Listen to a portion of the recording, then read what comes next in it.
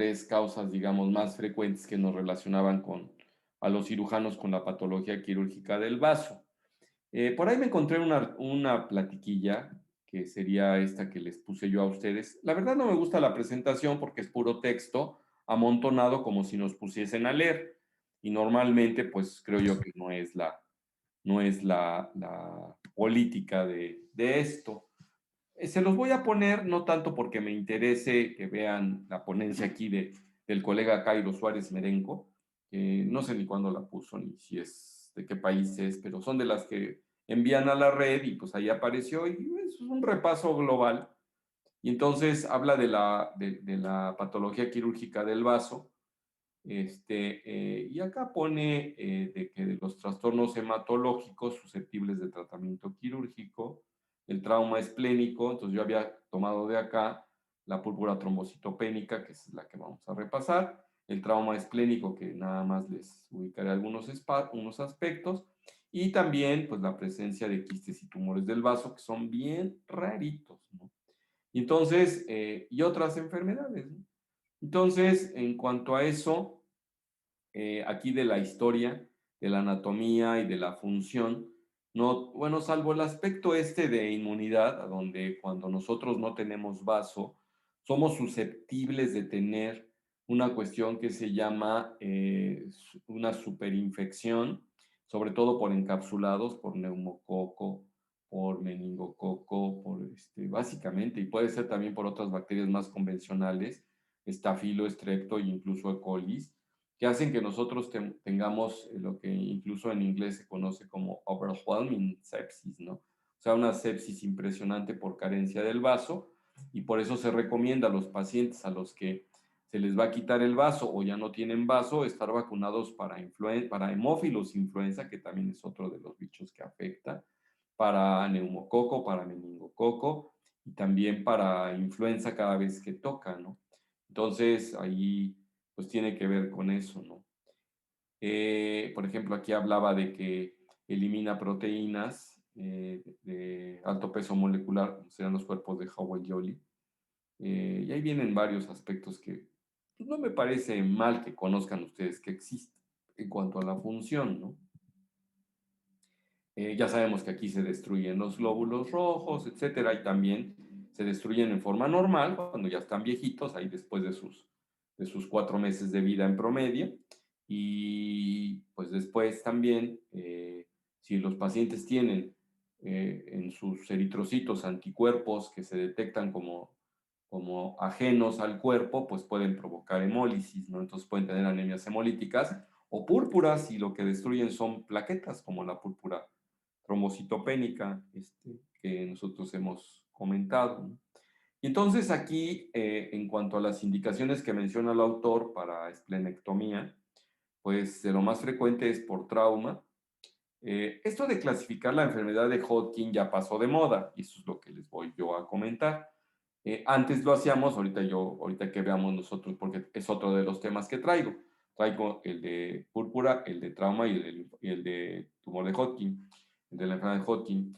Entonces, eso es lo que tenemos. Está el hiperesplenismo y está obviamente la esplenomegalia. Esto de incidental, cuando ustedes están operando colon y lo jalan hacia abajo y empieza a sangrar, cuando están operando estómago, etcétera, entonces pueden lesionarlo y hay que hacer esplenectomía sin querer, ¿no? Eh, Aquí hay, por ejemplo, enfermedades que tienen que ver con hemólisis, como la esferocitosis hereditaria, la anemia autoinmune, y aquí hablábamos de lo que estábamos ya comentando. Esto de los quistes o tumores primarios, uy, eso casi nunca lo vemos, ¿no? Lo del hiperesplenismo grave también. Hay algunas leucemias que tienen que ver con esto y trastornos linfoproliferativos. Esto casi no lo hacemos, el síndrome de Felty, de Gaucher, etcétera. De los pacientes idosos yo no encuentro la indicación, la verdad. Entonces, hablan de trombocitopenia por heroína. Entonces, aquí ya clasifica trauma el autor. Y les quería en realidad hacer esas consideraciones generales, ¿no? Aquí hace, por ejemplo, mención de cada una de las patologías. Léensela a ustedes por curiosidad. Esto es mucho de hematología. Ahí también pueden ustedes verlo.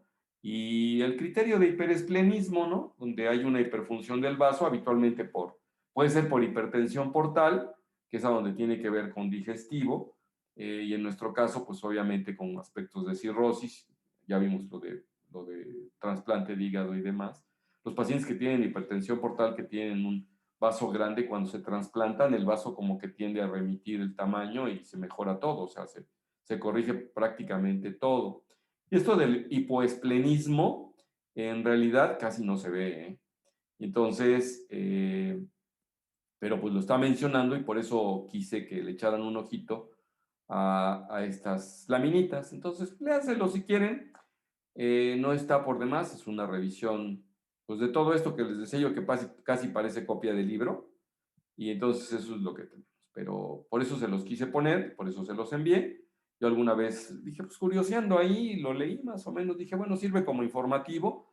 Y a lo que sí quería yo ir, definitivamente, es a la otra plática que traigo, que es la de nada más analizarse un poquito más a fondo lo que es el trauma esplénico, la púrpura trombocitopénica y la enfermedad de Hodgkin. Entonces, pues nada más como recordatorio, algo que ya ahorita repasé en forma abuelo de pájaro. Déjenme, voy a pasar lista antes de tiempo. Ahora. Bueno, ya es buena hora para pasar lista, pues ya deberían estar todos por acá. Déjenme ver, vamos a quitar ahorita esto y ya tenemos.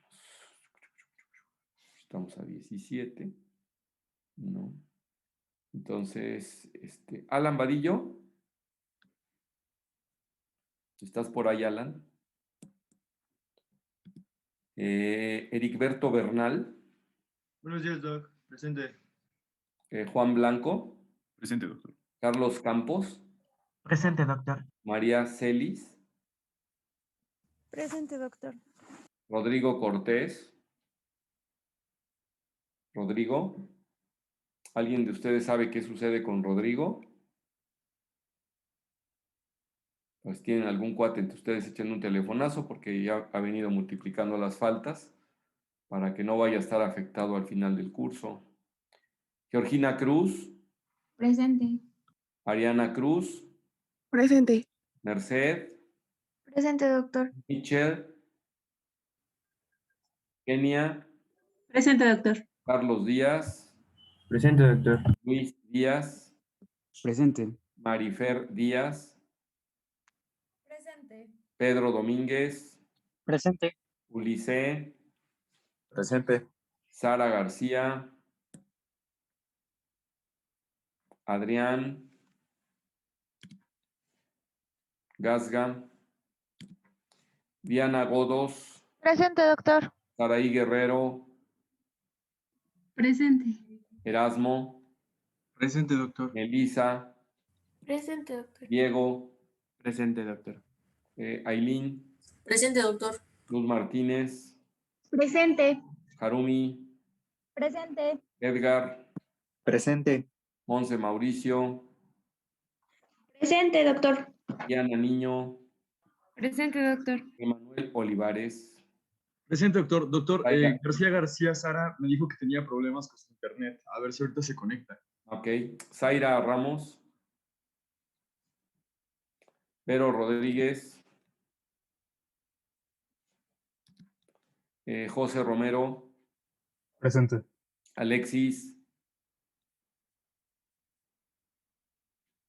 Mari Sánchez. Presente.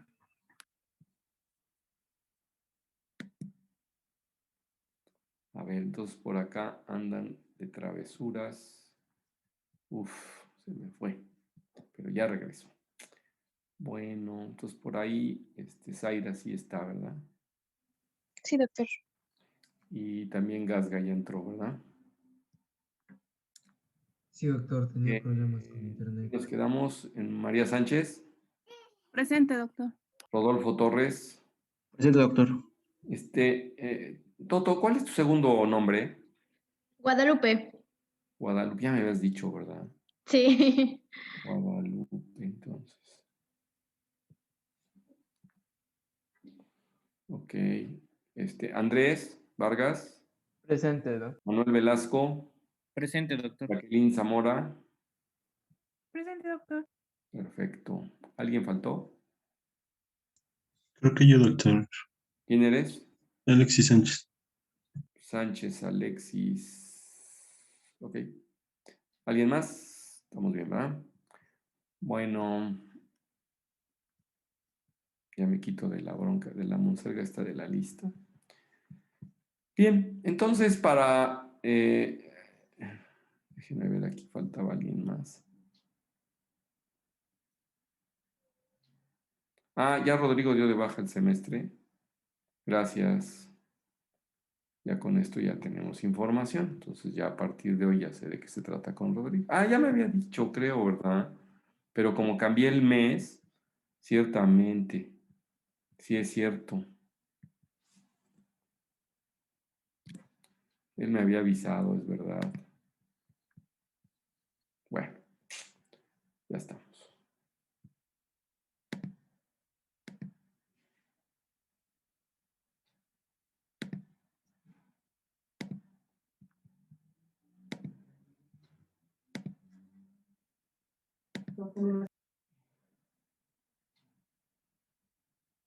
¿Tienen pantalla? Sí. Sí, doctor. Perfecto.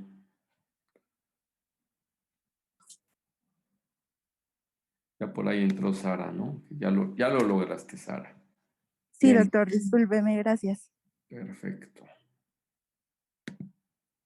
Bueno, entonces esto de las funcioncillas a grosso modo sería su capacidad de filtrar, pues por ahí pasa una buena cantidad de sangre, tiene una capacidad de inmune, ya les había yo dicho de lo de la sobreinfección, que también se conoce como terebrante, infección terebrante. Incluso esos pacientes a veces llegan a la sala de urgencias en choque. Yo conocí a un ginecólogo, pues parecía que le sonreía la vida, ¿no? Este cuate tendría para la época que yo lo conocí, que les gusta, pues a lo mejor 40 años sería mucho, un tipo así medio galanzón, que la mayoría de chicas ahí de mi época en el hospital, esto era en San Alejandro, cuando San Alejandro no tenía muchos años de fundado. Yo era estudiante del grupo piloto y después fui interno de pregrado. No me acuerdo si fue cuando empecé mi internado de pregrado o estando en el último año de la carrera, en los últimos 2 semestres, en el grupo que teníamos ahí, porque gineco nos la daban ya en los últimos semestres. Y entonces me acuerdo que era un tipo, tenía un poco de facha así como chipimeñón, un poco rubio, de pelo quebrado, de mucho vello en los brazos. No era vello rubio, tenía vello oscuro en los brazos. Me acuerdo que me llamaba la atención porque luego nos cambiábamos entonces ya era yo interno de pregrado, ahí en el vestidor de médicos y era un tipo atlético, le gustaba el fútbol y en un accidente le tuvieron que hacer una esplenectomía. Le hicieron una laparotomía, se le estalló el vaso, le hicieron la esplenectomía y tenía ya varios años que había tenido el accidente. Y un fin de semana llegó al hospital en estado de choque, piensan que estaba séptico y falleció el pobre cuate. Y la verdad es que su problema entonces fue una sobreinfección terebrante que no tuvo vuelta para atrás, ¿no? Entonces, bueno, también se supone que es un reservorio celular, sirve para la hematopoiesis, no tanto obviamente como la médula, y tiene un poco que ver con el metabolismo del hierro por razones obvias. Si ahí se destruyen los eritrocitos, ahí va a haber una poza de hierro más grande. Entonces, pues ahí tenemos. Acá yo les había puesto una lista grande de las causas más frecuentes, pero ahora de crecimiento del vaso, cosa que probablemente no mencionaba mi colega por allá de esta manera, y entonces cuando es congestiva es por hipertensión portal, que es la mayoría de casos que nosotros vemos. Si hay trombosis de la vena porta, pues también es obvio que es una hipertensión portal también segmentaria. Puede ser que nada más sea más cercana al vaso. Eso suele suceder en pacientes que tienen pancreatitis aguda, por ejemplo, crónica. Pueden hacer trombosis de la vena porta y hacer una esplenomegalia, con también un hiperesplenismo. Estos pacientes, al tener el vasote grandote, tienen hiperesplenismo y suelen destruir más plaquetas, glóbulos blancos y glóbulos rojos. Entonces los pacientes pueden tener pancitopenia y a veces es una de las causas de esplenectomía, la esplenomegalia en sí. Y están pues las otras enfermedades que esas sí las menciona mi colega, y el linfoma ocupa un puesto muy grande y pues aquí se incluye la enfermedad de Hodgkin. En el caso de infecciones, la mononucleosis, la enfermedad del beso, luego produce esplenomegalia, pero esta es transitoria, o por citomegalovirus, por SIDA, y algunas otras, por ejemplo, malaria y esquistosomiasis, pues pueden producir. Y las infiltrativas, como amiloidosis, lupus, enfermedad de Gaucher, sarcoidosis, histiocytosis, también son relativamente raras, ¿no? El lupus no suele afectar tanto esto, entonces pues eso es lo que tenemos. De las lesiones focales quísticas, que les decía yo que no se ven muchas, luego cuando recibe el paciente un trauma, hace un hematoma y el hematoma como que se queda ahí, no se reabsorbe y pareciera que se licuara y entonces se ven como quistes postraumáticos. Están los quistes epidermoides, raros, los hidatídicos, pues nosotros en nuestro medio casi no vemos, tienden más por ser del hígado, pero también puede haberlos en el vaso. Los pseudoquistes pancreáticos luego se confunden con quistes del vaso, entonces hay que estar, sobre todo cuando son de la cola del páncreas. Algunos linfangiomas, hablan aquí, por ejemplo, de lesiones múltiples, como microabscesos, linfoma, histoplasmosis. Aquí esto se ve como si fueran pacientes con metástasis, ¿no? Incluso aquí las metástasis de mama, de pulmón. Por ahí traigo algunas imágenes sobre cómo se ven las metástasis en el vaso. Es poco frecuentemente verlas, ¿no?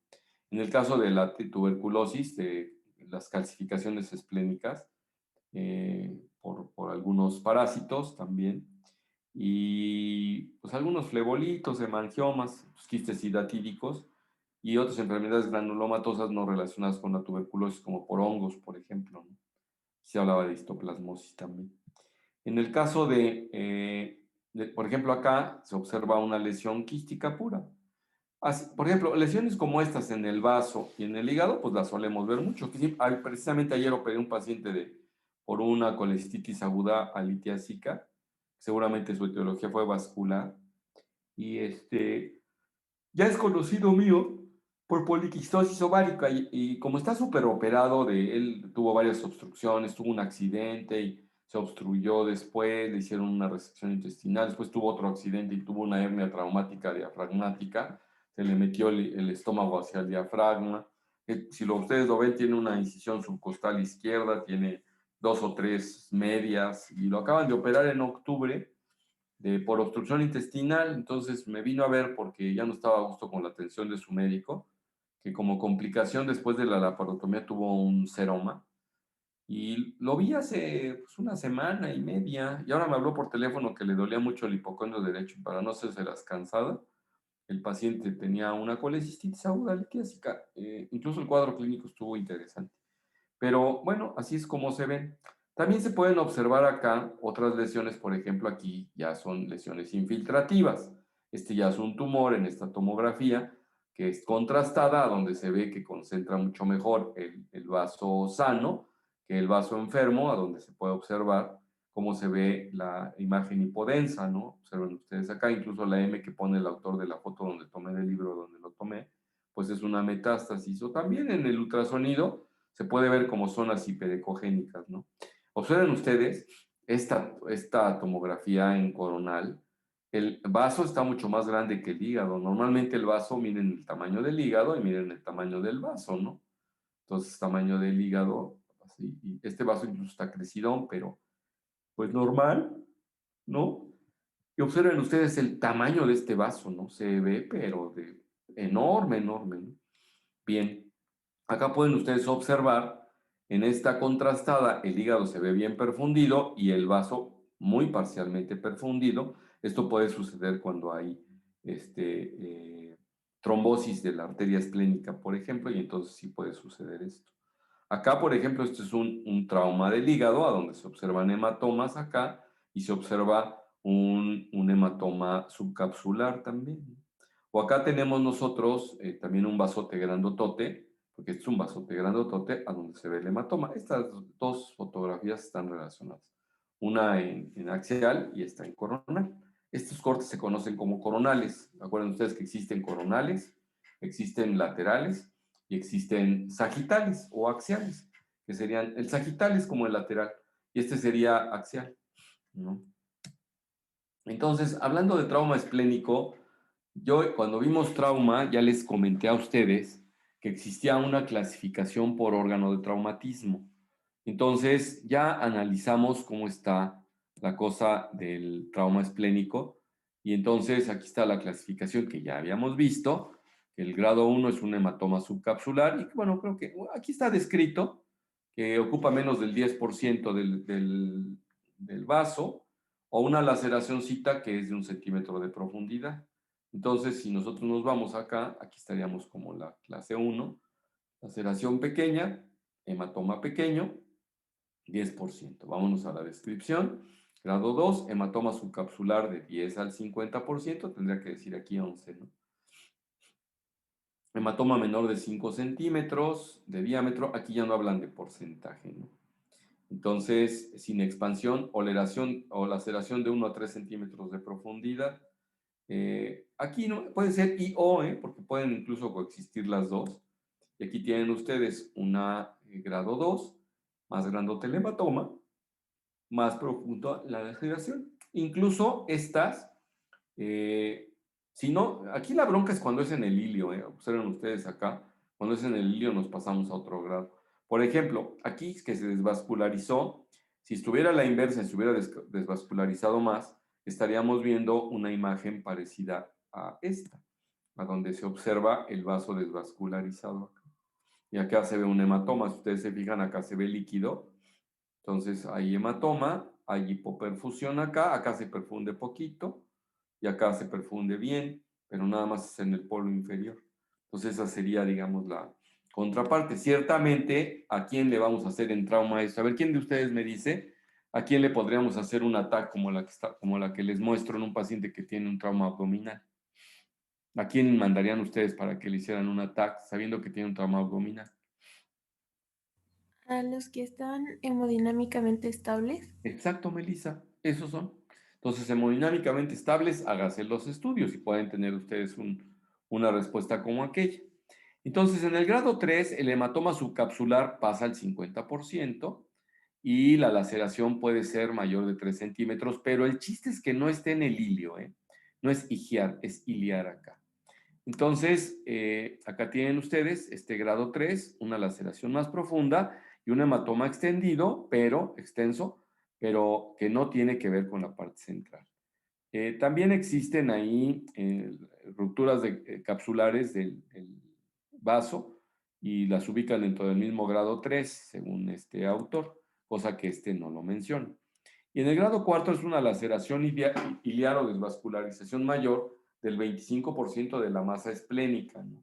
En el grado 4, como sería esta, y entonces acá, pues hay un tercio, está pues un poquito más, ¿no? Dice desvascularización mayor del 25%. Y cuando se trata de que ya se desvascularizó totalmente, pues es el grado 4, o también cuando está el vaso todo destrozado, ¿no? Si encuentran ustedes si está como hecho pedacitos, pues realmente es el grado 5 de lesión esplénica, ¿no? Entonces, bueno, aquí repasaríamos exactamente lo mismo que hicimos en trauma. El chiste es que siempre piensen, acuérdense ustedes que la visa era más afectada, sobre todo si el impacto es del lado izquierdo, es el vaso. O por desaceleración, también es el vaso, que es medio, como que la cápsula no es tan resistente, ¿no?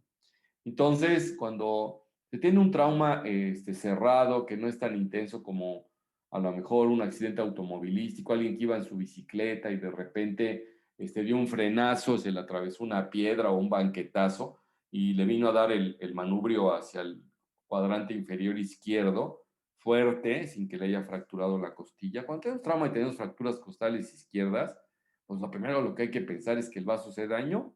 Entonces, cuando no, pues los pacientes se quejan de dolor en el hombro, normalmente están estables, la laceración es tipo 1, cuando mucho tipo 2, pues esas no van a afectar, no van a sangrar mucho, ¿no? Si estamos hablando de esta o esta, pues esta, pues ni siquiera, no hay sangrado en sí, ¿no? Y si no hay laceración, cuando hay laceración, pues tenemos hemoperitoneo y de repente los pacientes sí se quejan de dolor difuso abdominal, incluso tienen hasta resistencia abdominal. Estaba acordando de una doctora que se murió de embarazo ectópico, la pobre, una ortopedista, fue la primera ortopedista mujer que yo conocí. Compartíamos con ella, trabajaba en el ISSSTE, no era muy grande, 30 y tantos años, a lo mejor rumbo a los 40, más 30 y tantos que 40. Y a lo mejor 35, 37, ¿no? Y la pobre hizo un abdomen ahí, pues tenía un abdomen agudo, pero no con dolor intenso, pero tendía a la anemia. Y le digo, oiga, doctora, pues lo único que puede suceder es que, para eso como que se rió cuando le dijimos que dentro del ensayo que había que hacer es que no tuviera un embarazo ectópico. Ella como que al principio lo negó, después ya lo aceptó, que sí podía estar embarazada. Y fue un embarazo ectópico, pero demoró la doctora mucho tiempo en operarse. Y me acuerdo que se le propuso la cirugía. Yo la pesqué un viernes ya para salir de mi turno, porque llegó ahí a urgencias. Incluso como le tocaba trabajar el sábado, quería pararse ya para trabajar. Y pues, no, doctora, pues está usted mal. Total que la metieron, no me acuerdo si hasta el domingo. Y la paciente la encontraron ya profundamente chocada. En el quirófano les hizo un paro. Y pues fue un hemoperitoneo. ¿No? Ahí no fue de vaso, pero se los menciono porque hay pacientes que tienen estabilidad hemodinámica y de repente se van para abajo, ¿no? Entonces, ya esto del ATLS para ustedes como que suena cantaleta. Estos pacientes son a los que hay que hacerles FAST, que ya saben ustedes qué significa el FAST. Y cuando están estables, pues hay que irles a buscar. Por ejemplo, miren pues se ven las laceraciones, ¿no? Del paciente, y en la fase venosa, pues ahí tienen ustedes, ¿no? Eh, el- Hay otras causas cuando hacemos esplenectomía. Aquí, obviamente, esta está hecha por la paroscopía y no solemos hacer por la paroscopía esplenectomías. En pacientes con trauma, normalmente les hacemos la parotomía. Necesita ser que vemos que está el vaso necrosado y pues a lo mejor sí nos podemos meter por la paroscopía porque está chiquito y demás, ¿no? Y acuérdense lo de pacientes inestables y estables. Eso es lo que les quería yo decir realmente de vaso, que ya lo vimos. No se les olvide la vacunación para hemófilus, neumococo y meningococo. Ya lo hemos visto hasta el cansancio, ¿no? Vamos a ver lo que es púrpura trombocitopénica idiopática, lo que se conoce como PTI. Ustedes saben que la PTI, pues 1 o 12 casos por 100,000 habitantes, no es tan frecuente, pero si sumamos a millones, pues ya se hacen 10 en 1 millón, en 10 millones ya se hacen 100, etcétera, ¿no? O sea, si es un solo caso por 100,000, son 10 por 1 millón. 10 millones, pues son 100, ¿no? 100 millones, pues son 1,000. Entonces sí se ven cercano de los miles en México, ¿no? Somos 128 millones. Es más frecuente en varones que en mujeres, aunque en lo personal, según esta revisión, yo lo he visto más en mujeres que en hombres, honestamente, pero pues aquí se menciona aquí que está de 3 a 1. Hay un par de picos de enfermedad que es en estas edades, y pues es una enfermedad hemorrágica que destruye plaquetas, y hay un autoanticuerpos tipo IgG contra las proteínas plaquetarias, ¿no? Que se conocen como GP2B y 3A. Esta la clasificamos en aguda y crónica, y también no tiene que ver esto de refractaria, porque la aguda pues se presenta antes de los 6 meses y la crónica pues cuando ya duró más de 6 meses. Bueno, la aguda se presenta en los primeros 6 meses, le estamos llamando aguda. Cuando ya pasa este tiempo ya le llamamos crónica, ¿no? A veces esto lo desencadena procesos infecciosos y se suelen autolimitar. Probablemente el componente para que se haga en sí antigénico, la plaqueta puede ser que esté acompañada con con alguna sustancia, alguna cosa, una noxa, y ya cuando cede esta, pues como que el paciente se cura. Y está la refractaria, que son las que son del dolor de cabeza de los hematólogos, ¿no? ¿Y por qué la mencionamos acá? Porque cuando los pacientes ya no son capaces de poder ser controlados, y ahorita lo vamos a ver nosotros, entonces está aquí la inmune idiopática y la inmune secundaria, pues bien definida, algunas medicamentosas y algunas secundarias a infecciones, que pueden ser virales y también bacterianas. Entonces, lo que les decía yo de la NOX activadora, en el linfocito B, se produce una inmunoglobulina G que luego se acopla a la plaqueta, y en el vaso es desconocida como tal, entonces es destruida y la depura, ¿no? El sistema que nosotros conocemos. Entonces, en la clínica, las plaquetas escasas pues generan tendencia hemorrágica y a donde se pueda, ¿no? Ante un esfuerzo, y hace poco, por cierto, tuve una hemorragita aquí en el ojo derecho. Pero pues, mi esposa, que es doctora, también ya empezó a pensar en mil cosas, pero realmente no, tenía yo pretexto, y fue por un esfuercillo ahí al agacharse en forma incómoda, y pues se rompió un vasito. Acá están, por ejemplo, unas lesiones purpúricas, a juzgar por el vello y el formato de las piernas de varón. Puede haber gingivorragia, o incluso hemorragias internas, ¿no? Las mujeres reglantes, menstruantes, pues pueden tener metrorragias, incluso espontáneas, epistaxis, los que tienen predisposición. Y si ustedes hacen una biometría, se encuentran las plaquetas por debajo de 150,000, como que es la frontera. Acuérdense ustedes que lo mínimo son 150,000 para arriba. Cuando rebasan los 450,000 es cuando estamos pensando en trombocitosis, no en plaquetosis. Y pues eso es lo que tenemos que ver. Se puede medir la trombopoyetina, los anticuerpos unidos a plaquetas, y hay que ver cuál es la causa, ¿no? Porque hay que buscarle. Normalmente el tratamiento es con glucocorticoides, y es a base de prednisona en forma crónica por vía oral. En algunos casos se puede utilizar ahí algunas inmunoglobulinas. El danazol, como que es un estimulante, es un antiestrógeno. Se utiliza a veces, en las mujeres se utiliza para la endometriosis. En los varones se suele utilizar para, como que suele producir producción de plaquetas, estimula la médula en sí, y entonces para eso sirve. Y la esplenectomía como tratamiento cuando ya no ha funcionado, pero pónganse ustedes a pensar, la esplenectomía porque es el sitio a donde se destruyen, porque finalmente el aspecto antigénico de las plaquetas persiste y eventualmente puede seguir habiendo hemólisis en el vaso, en el hígado, en los riñones o en los pulmones, más en el hígado y en los riñones. Claro, en el vaso es el número 1. Y muchos pacientes, cuando se les quita el vaso con púrpura, pues mejoran. Y son muy poquitos los que llegan realmente a esto. Y aquí hay los criterios que se conocen de respuesta. Aquí hay que hacer una corrección, porque estamos hablando de completa, de parcial y sin respuesta, porque aquí tendría que ser 50 y no 30, ¿no? De 30 a 50, ¿no? En todo caso, porque ¿dónde quedan los pacientes entre 31 y 49, ¿no? Como se llamaría. Entonces acá debe ser 50. Entonces, los pacientes que tienen más de 150,000 plaquetas ya nos respondieron en forma completa, porque están dentro de los límites que se conocen, los parámetros normales, ¿no? Los pacientes que tienen una reacción parcial, pues andan entre 50 y 150,000 plaquetas. Estos pacientes no suelen hacer lesiones purpúricas, curiosamente. Los que suelen hacer lesiones purpúricas son los que bajan de las 60, 50,000 plaquetas. Y cuando no hay respuesta, los pacientes están de 50,000 plaquetas para abajo. Hablamos de sostenida cuando están más de 3 meses y hablamos de no sostenida cuando son menos de 3 meses. Entonces, son criterios de respuesta al uso de corticoides habitualmente.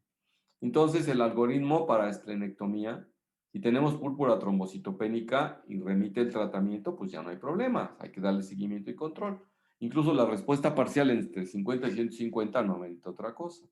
¿Qué pasa si los pacientes son mayores de 18 años, ya están vacunados contra el neumo? Pues no hay que vacunarlos. Cuando son menores hay que ponerles para hemófilos, influenza, neumococo y meningococo. Y pues la preparación normal, si el vaso está por debajo de 20 centímetros, se puede hacer una esplenectomía laparoscópica. Si está por arriba de 20 centímetros, entonces hay que hacer una esplenectomía abierta. Y pues aquí está la laparoscopía, ¿no? Entonces, incluso ahí, normalmente, cuando es por púrpura, el vaso en sí no está patológico. Ahí lo que tenemos que hacer es quitarlo como para evitar hemólisis, por destrucción plaquetaria.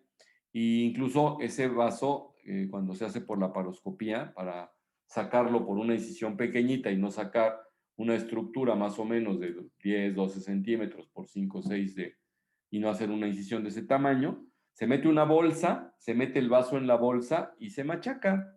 Se hace como purecito, porque es fácil machacarlo en realidad, y ya se saca a través de una incisión chiquita. Se puede incluso aspirar directamente la bolsita, se puede con un aspirador un poquito grueso, y si no, siendo un poco denso, la bolsita sale por una incisión de 10 milímetros, 11 milímetros, y cuando se hace por la laparoscopía. Entonces, bueno, esto que tendría yo para manejarles el tema de púrpura trombocitopénica. Entonces, hay otras indicaciones que no nada más es la púrpura trombocitopénica. Y acuérdense ustedes que en la otra plática se habla de varias de ellas, como esferocitosis hereditaria, talasemia mayor, otro tipo de púrpuras, leucemias, enfermedades linfoproliferativas, que también puede ayudar. Aquí, las leucemias, más que nada, no tanto porque se destruyan glóbulos, sino hay porque se infiltra el vaso, se hace grande el vaso y luego puede dar al traste con otras cosas, ¿no? Entonces, porque pues el vaso está infiltrado por tumor y también es una carga tumoral ahí, en el caso de las leucemias. De las complicaciones graves, ya les traigo aquí la sepsis grave por esplenectomía, que es la que les narré de nuestro colega ginecólogo que se murió. Ya tiene mucho tiempo que se murió. Pues ahorita estaría setentón, porque pues yo creo que no nos llevaba muchos años. A mí me da la impresión de que tenía pocos años de egresado de la residencia de gineco. La había hecho en México en la gineco número 1, que era la más prestigiosa de la época. Y pues ni modo, se fue. La vacuna que les había yo dicho, y algunas personas llegan a ofertar a sus pacientes antibióticos profilácticos porque el neumococo y el meningococo son sensibles a las penicilinas y se pueden dar orales, incluso el hemófilos influenza también, y a los macrólidos. Entonces hay algunas personas que les dan por tiempos prolongados estos antibióticos. Entonces pueden o no utilizarse, lo idóneo es que estén vacunados y estar a las vivas ante la más mínima infección, pues luego dar el antibiótico, porque si son susceptibles, sensibles las bacterias, pues no van a incurrir en este tipo de choque y de enfermedad cerebrante post-esplenectomía. ¿Alguna pregunta o duda hasta acá? O de lo que hayan leído por ahí, si tienen alguna aportación, será bienvenido. Yo tengo una duda, doctor. Sí, Luz. Entonces, en los adultos, bueno, es que había leído que era mayor incidencia de sepsis en los niños menores de 6 años, Sí. pero entonces en los adultos, ¿cuál es la incidencia de sepsis? ¿Es muy alta? Pues ahí ¿de sepsis? Bueno, en realidad no. Afortunadamente, posiblemente lo veamos por debajo del 1%. Pero cuando pues pudiera estar entre el 1 y el 3, según había yo por ahí revisado.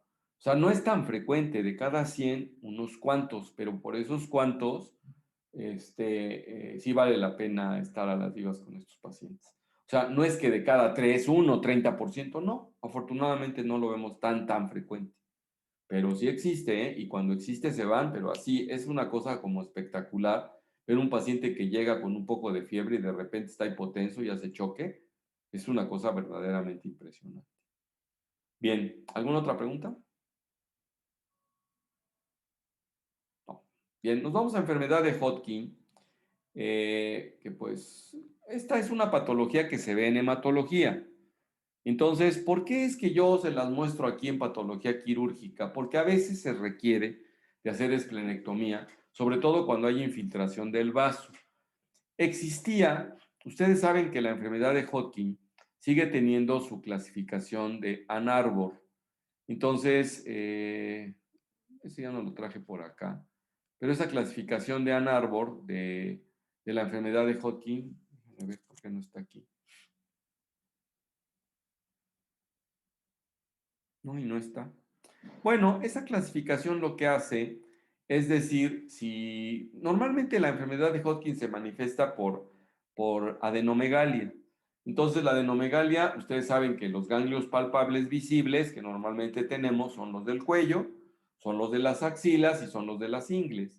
Entonces, en cualquier sitio puede empezar las manifestaciones. Estoy recordando ahorita, tengo una prima que es notaria, y su marido es político, y el marido político de un pueblillo, de un pueblito, no tan chiquito, por aquí del centro del estado. Me llega pues el primo político con su papá un día, estaba yo consultando en el ISSSTE, y creo que ellos eran derechohabientes del ISSSTE, pero fuera de eso me dice, oye, fíjate que mi papá lo veo con mal estado general, ha tenido fiebre, y tiene unas bolas enormes en el cuello y en las axilas. Quisiera yo que lo vieras. De inmediato pensé, ese señor ya era un señor como de para esas épocas, unos 75 años, 72 años, creo yo, unos 75 fácil. Y entonces lo valoro, me acuerdo que hasta lo pasé por atrás, nada más para hacer una valoración rápida, y le vi unas adenomegalias axilares como de 2 centímetros, discretamente dolorosas, y el paciente venía como un síndrome febril y con síndrome de desgaste, había dejado de comer y había bajado varios kilos de peso. Y le digo al primo político, le digo, ¿sabes qué? Puede ser un linfoma. Dentro de mí pensé, ojalá y sea una enfermedad de Hodgkin, porque la enfermedad de Hodgkin tiene muy buenos resultados a la quimioterapia, cosa que el linfoma no tanto, ¿no? Querían hablar, pero estamos en clases. Bueno, le dije, ¿sabes qué? Vamos a necesitar biopsiar el ganglio, uno de ellos, el que esté más a la mano, y mandarlo a patología para que nos clasifiquen la enfermedad, porque ustedes habrán visto en hematología, o si no la han tenido, lo van a ver, que hay una clasificación amplia de lo que es la enfermedad de Hodgkin y los linfomas en general. Total que le perdí la pista y poco tiempo después por ahí apareció una esquela que había fallecido, ¿no? No mucho tiempo después. Se sometió a quimioterapia. Él no fue Hodgkin, fue un linfoma de otro orden. No fue muy sensible a la quimioterapia y el paciente falleció relativamente pronto después de que yo lo vi. Ahí tienen ustedes un ejemplo.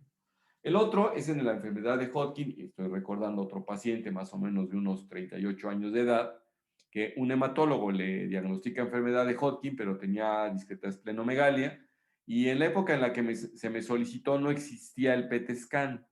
En la actualidad, el PET scan ha cambiado por completo el criterio de manejo o de abordaje, es más bien diagnóstico y no tanto de manejo. Porque finalmente el diagnóstico lo hacemos fácil, excepto cuando las adenopatías son muy profundas, que pueden estar en los ganglios del mediastino, y precisamente de ahí venía la clasificación de Ann Arbor.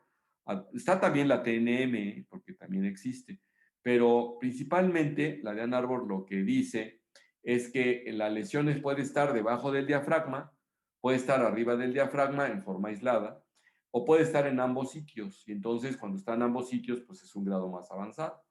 Y también existen otros aspectos de qué órganos están infiltrados, porque los que se suelen infiltrar son los órganos macizos que tienen que ver con circulación más o menos importante, como sería el vaso, el hígado, y puede haber también pulmonares, eventualmente puede haber también el cerebro.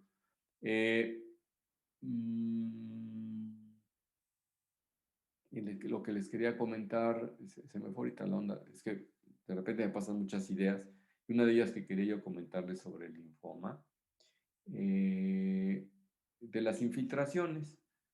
Bueno, total que la idea, en este paciente estaba claro que tenía una patología avanzada porque tenía adenopatía cervical y tenía adenopatía axilar. Bueno, no sabía yo porque a lo mejor estaba por arriba del diafragma nada más, en la de Ann Arbor, ¿no?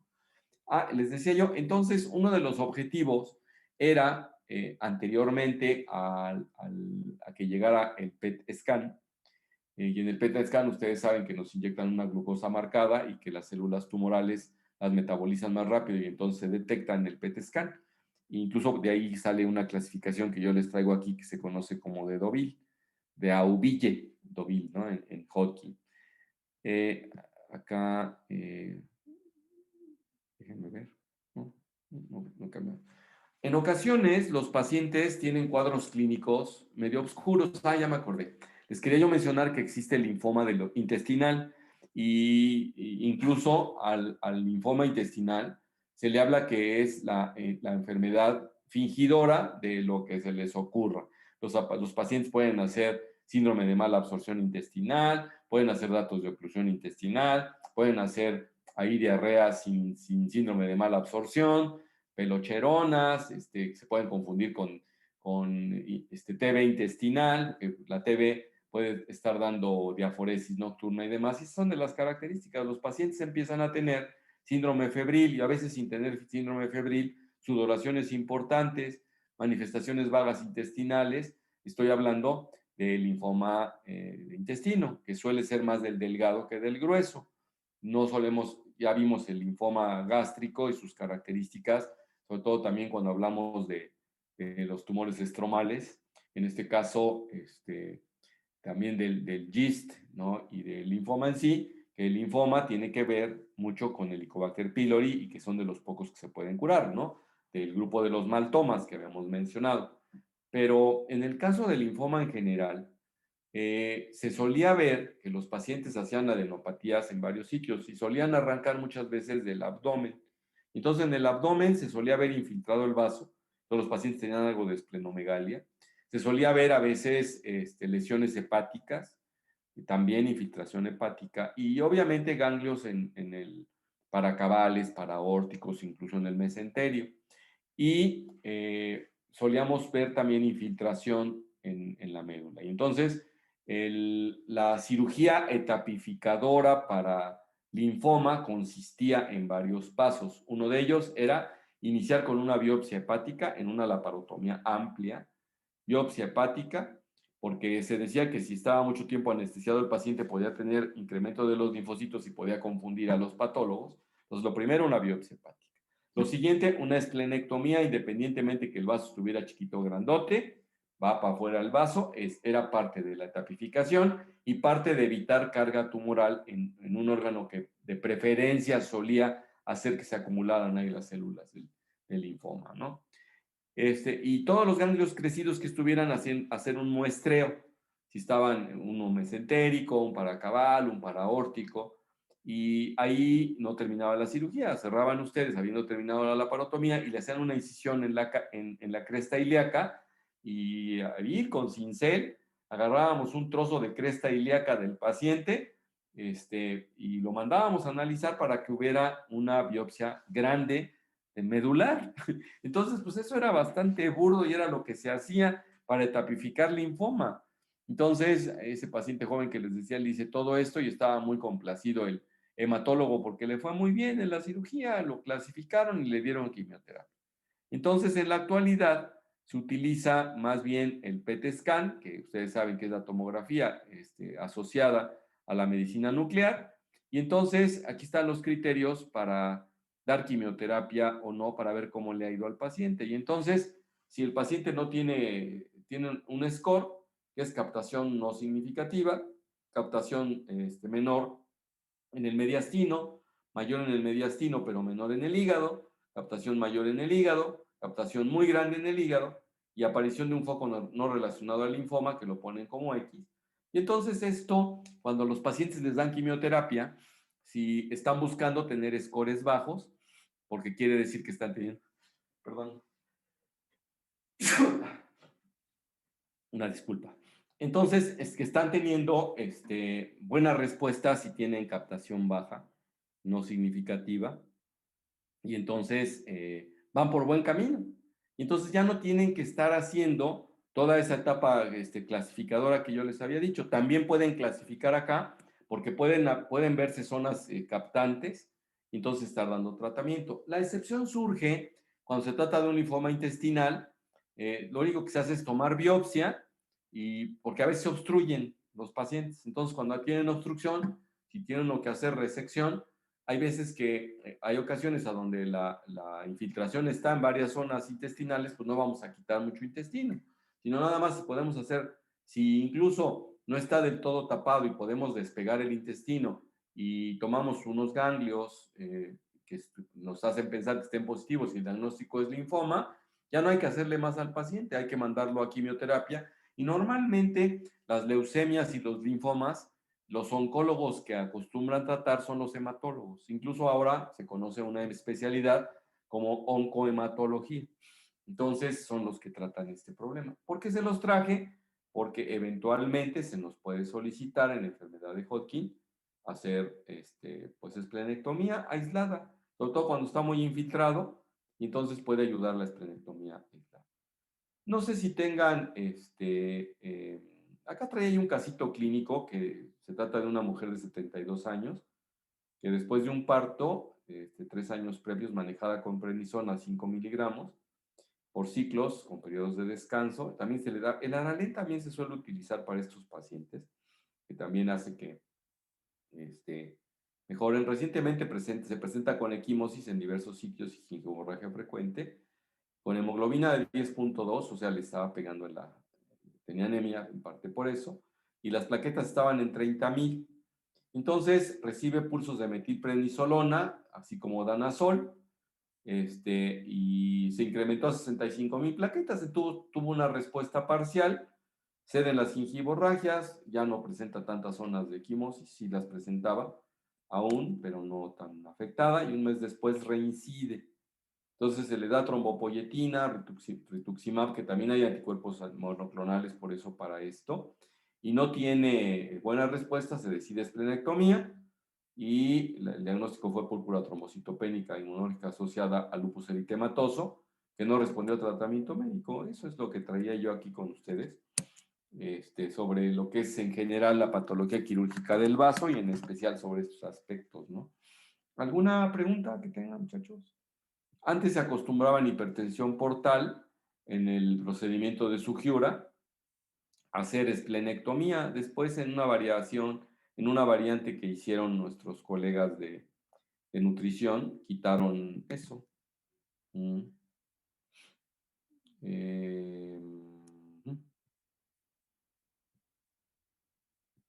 ¿No? ¿Alguien quiere hacer alguna pregunta o comentario sobre el vaso?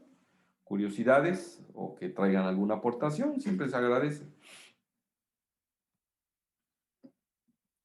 Bueno, pues si no hay más con esto, mañana continuamos con litiasis vesicular, tanto jueves como viernes, como lunes, perdón, ya nos enderezamos con no, a pesar de que ayer me tuve que presentar a mi vacuna, lo único que tengo, por cierto, es dolorcito aquí en el sitio de la inyección, me tocó la de Pfizer, no me provocó ningún síntoma.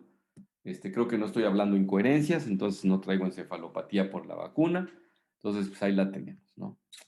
Espero 15 días ya tener algunos anticuerpos anti-COVID y a ver si en 21 días me toca el refuerzo, ¿no? Porque han estado pasando hasta más tiempo, creo que hasta los 40, ¿no? Funciona, según artículos por ahí reportados.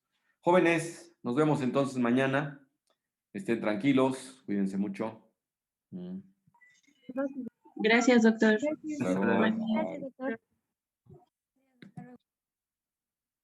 Aló.